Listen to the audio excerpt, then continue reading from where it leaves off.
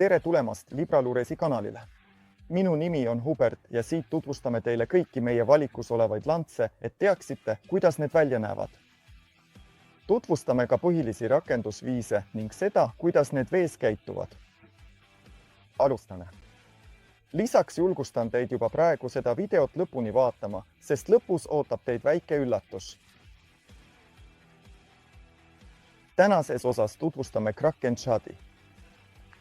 Kraken Shad on lant, mis debüteeris sel aastal Ribomanial ja on praegu saadaval 2- ja 3-tollise suurusega. See lant on hetkel saadaval 9 värvitoonis ning nagu te ilmselt teate, seostub Libraluresi bränd alati lõhnaga. Ja ka sel juhul on tegemist tõepoolest just kalalõhnaga.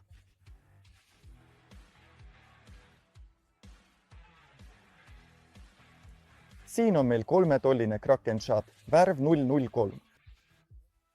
See lant on valmistatud ujuvast materjalist, mis võimaldab meil kasutada erinevaid rakendusi.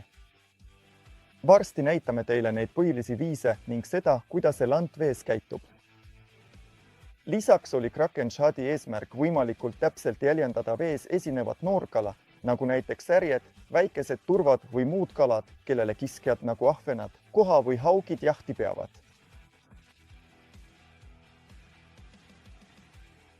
Siin on meil 3-tolline Kraken Shad värvitoonis Hot Yellow, mis on varustatud jigipeaga. See on täiesti korrektne rakendus. Kraken Shad meenutab väga särge ning sellise rakendusega saame sellega edukalt püüda nii põhjas tõstes kui ka ühtlaselt kerides.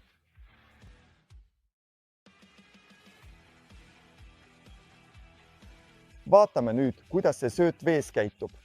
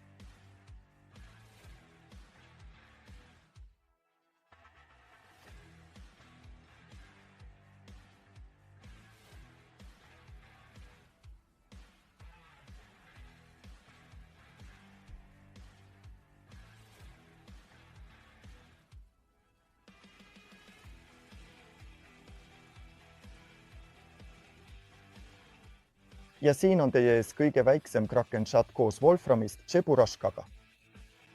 See on väga tõhus rakendusviis, sest nii muudame landi liikumist ja teeme selle veelgi atraktiivsemaks. Pean tunnistama, et just see suurus töötab mul eriti hästi suvisel ajal, sest vees on palju maimu just selles mõõdus, millele ahvenad või teised röövkala, nagu säinad või forellid väga hästi jahtivad. Nii saame me landi tõhusalt rakendada ja näha, kuidas see vees liigub. Ujuv materjal annab meile palju võimalusi erinevate rakenduste jaoks. Siin kasutan ma Nedric-süsteemi ehk siis lameda peaga rakendust, mille asetame põhja peale, et kala saaks selle rahulikult üles korjata ja meie landi rünnata. Vaatame nüüd, kuidas see siin vees käitub.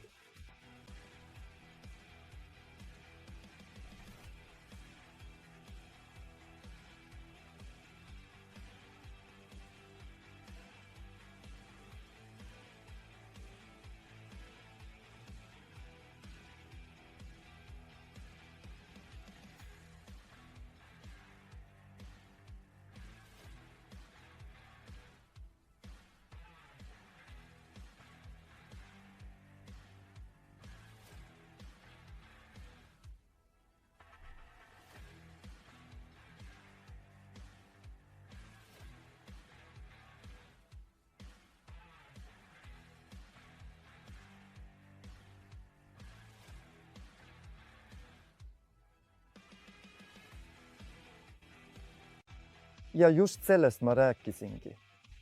Ujuv materjal, sellele need rigipea ja me saamegi sellisel viisil oma landipõhjas esitleda.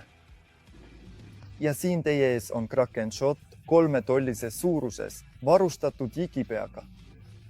Tänu sellele saame tõhusalt püüda lanti kukkumisega. Võime sellist lanti ka ühtlaselt sisse kerida. Siin teeb see sabake meie ees töö ära ja meelitab röövkalu tõhusalt ründama. Nüüd vaatame, kuidas see töötab. Selleks, et paremini mõista, kuidas see protsess toimib, alustame kõigepealt ülevaatega selle süsteemi põhielementidest ja nende omavahelistest seostest. Esiteks tutvume süsteemi erinevate osadega ning uurime, millist rolli iga komponent täidab kogu protsessi toimimises.